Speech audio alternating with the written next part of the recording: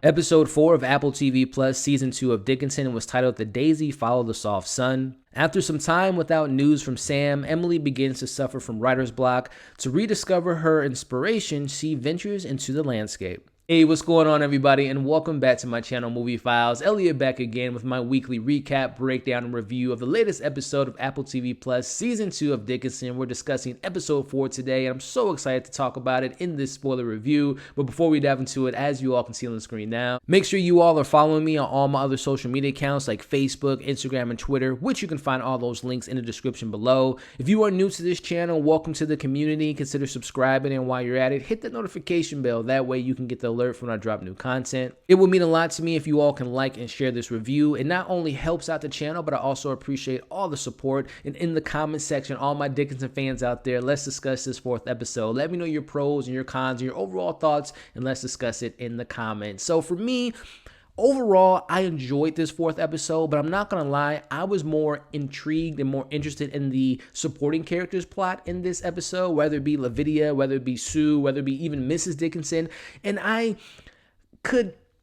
enjoyed what we got with Emily, but it just wasn't hitting me as much as the other supporting character story. And we'll talk about it obviously in this breakdown. But again, let me know your thoughts in the comments. So starting this recap off, we open the episode with Emily trying to write her poems again because it seems like she's very distracted. As we learned very early on, she is suffering from writer's block. And it's been 2 weeks now. She's just given her poems to Sam Bowles, and she feels like she's under his control. Like it's his decision to see if her work's going to be validated by the public or not, right? And we also see that she feels like this was the worst decision that she's ever made. So really interesting to see how Emily's feeling about that, knowing that she was like, okay, it's like a roller coaster so far in these 4th episodes. Like, I don't want her work to be seen, but then I do, then I don't. So it'll be interesting to see how all this plays out in regards to Sam Bowles and Emily allowing her work to be seen. But as we move forward, again, this is where I thought the supporting characters' plots were just a little bit more interesting, as we see Ship wants to take things slow with Lavinia. He's not really into this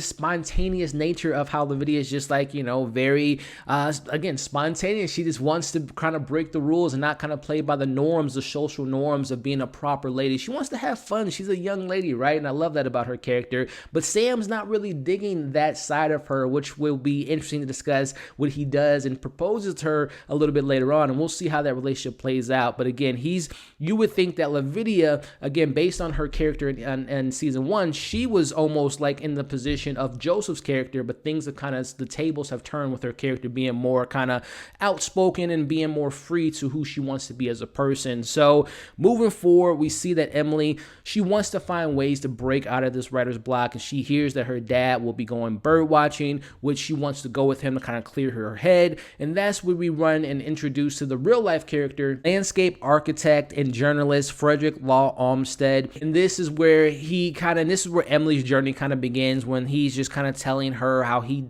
decides how parks are going to be built and how he goes about his process and how it's similar to the poems that she writes. So that stuff was okay, because again, I love Hailee Steinfeld, but that stuff wasn't that intriguing for me personally. It was more on these plots, going into where we catch up with Austin and Sue, as Austin is talking to his dad about what Mrs. Dickinson wants the Newman girls to be out of their hair because they're, you know, digging holes and they might burn up the house. So Austin decides to take it upon himself to agree to adopt the Newman girls without speaking to Sue, and that kind of kills 2 birds with 1 stone for Mr. Dickinson, because he's like, oh, okay, well, this is great. You know, I can free some time up for not being, you know, have to worry about these girls and also make my wife happy. But the biggest thing is Austin hasn't told Sue about this decision, which we'll talk about that here, with Austin going home and going to Sue. And she's not too happy about the news because she's a young girl. She doesn't want to worry about kids. As we know from last week, Austin approached her having kids, and she's like, no, I don't really want that right now in my life, and I don't even know if I want to be a mother.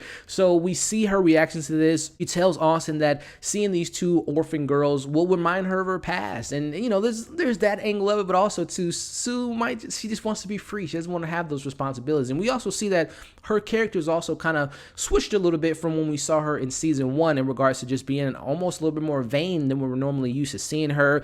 But as the discussion kind of breaks down, Austin just kind of confronts her and says, well, I told you I promised you that I wouldn't force you to have kids, but I'm going to be honest, I want to have kids, and I think you're breaking a promise to me. So to be grateful and accept this, being this stepmom or being this orphan mom, and it's kind of the final word. And she says, well, I guess you've made your decision, Austin. So it's been settled, and we'll talk about that decision in regards to, will this force Sue to inevitably leave Austin? We'll talk about that at the end. But as we kind of go to another plot that I thought was a little bit more interesting, we see Mr. Dickinson has fell into the hole that the Newman girls have made. And this is where Mrs. Dickinson, she wants to talk to her husband about, number one, you took on these girls without my permission, very similar to Sue. And we don't spend as much time as we used to. We're not as spontaneous as we used to. And again, whether it be Lavidia's story, Sue's story, or Mrs. Dickinson, I'm liking what they're doing with these characters. They're starting to realize they don't want to be in control of these men. These men are making decisions for them. They're not happy with the decisions these men are making for them. So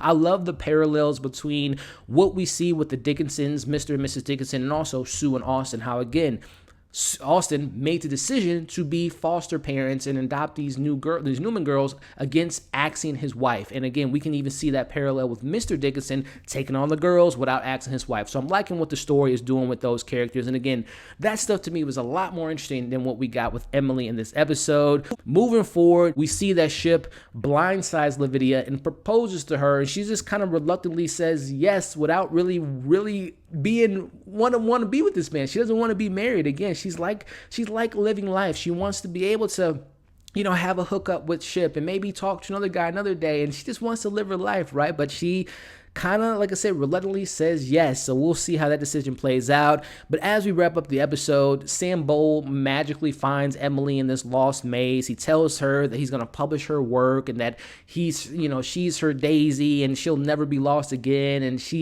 Emily's like, oh, okay, I guess I'm happy with this. Again, she's reluctantly kind of accepting the terms of having her work be out there. And that plot to me, again, I love Hailee Steinfeld. I love Emily. I wouldn't be watching the show if I didn't. But her plot to me was kind of in the background, and it wasn't as compelling or as interesting to me.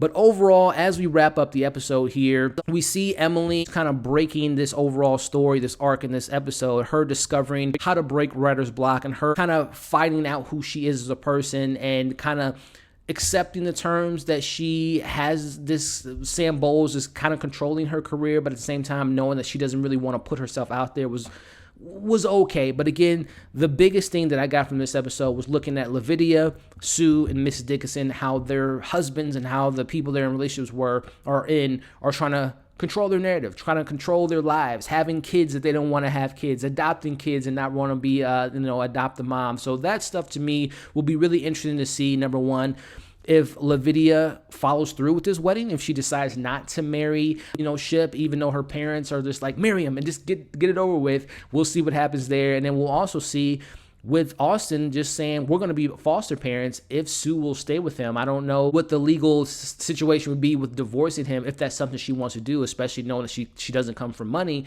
And then also, again, Mr. and Mrs. Dickinson, what's going to happen with them? Their relationship hasn't really been the most stable since we first met them in season 1. So a lot of interesting stuff. And overall, like I said, I enjoyed the episode. Emily's story wasn't that compelling, but I like the supporting characters and how they're building their storylines and really kind of, making their storylines just as more interesting as Emily. But of course, it's Emily's show, and I expect things to get back on track with her next week. So that's my thoughts on the episode. Let me know your thoughts, your pros, your cons. Did you think that Emily's storyline was a little underwhelming compared to her supporting cast members? Let me know your thoughts on that. As always, make sure to like this video, share this video, leave your comments in the comment section, subscribe to the channel if you haven't already, and hit the bell. That way you don't miss any of my other Dickinson reviews and other TV shows and movie reviews that we do on this very channel. Thank you all for watching this review. Hope you're staying safe, and we'll see you in the next video.